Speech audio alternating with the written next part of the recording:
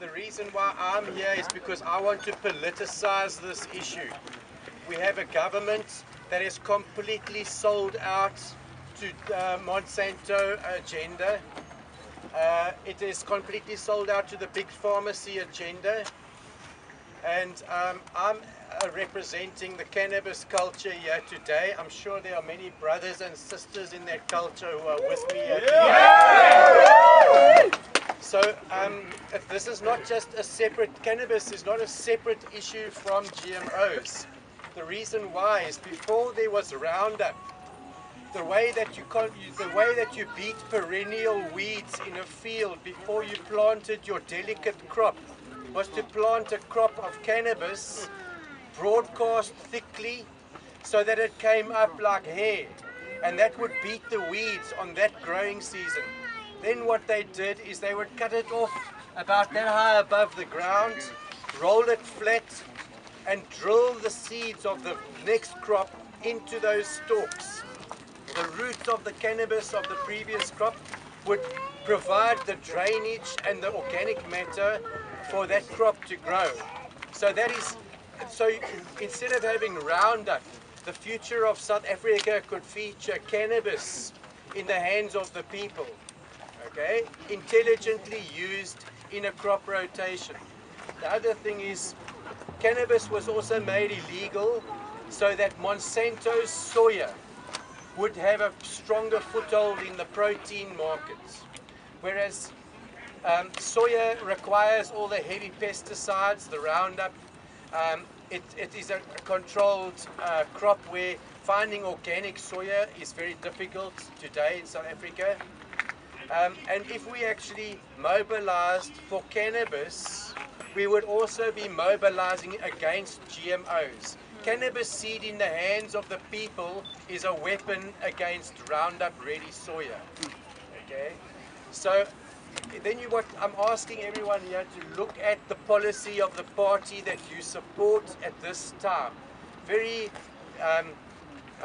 many of the disadvantaged sector vote for that revolutionary, previously revolutionary party, which is now sided with the oppressors and which controls our parliament, which has completely bought into GMOs.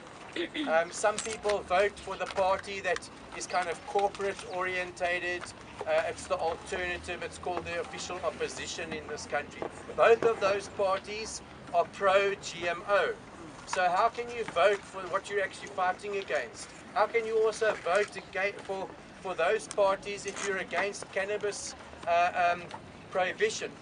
So we've got to put the two together, and I'm asking people to consider forming groups in their wards around the cannabis tree as a solution against GMO, as well as a cultural plant, and to select a candidate amongst yourselves, legitimate democracy, we choose the best, and to actually get the admin together so that we can take this metro.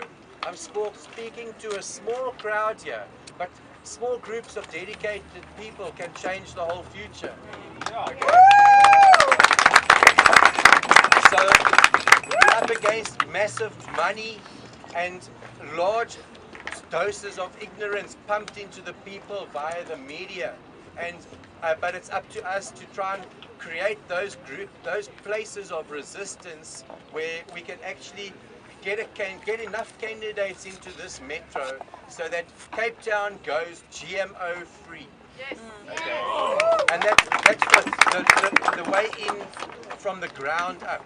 And so the time is this year. It has to be done this year. Otherwise, we're going to be eating GMOs for another 5-10 years. And hoping then in 2019 there's a national election, provincial. We've got to be geared for that already. We've got to be successful on the ground from this election onwards. So that is my appeal. If you want to beat GMOs, I'm asking you to be a cannabis activist as well as a GMO activist, and to get political. Thank you very much. A nature activist. That was very interesting about the way, that was amazing. So fascinating.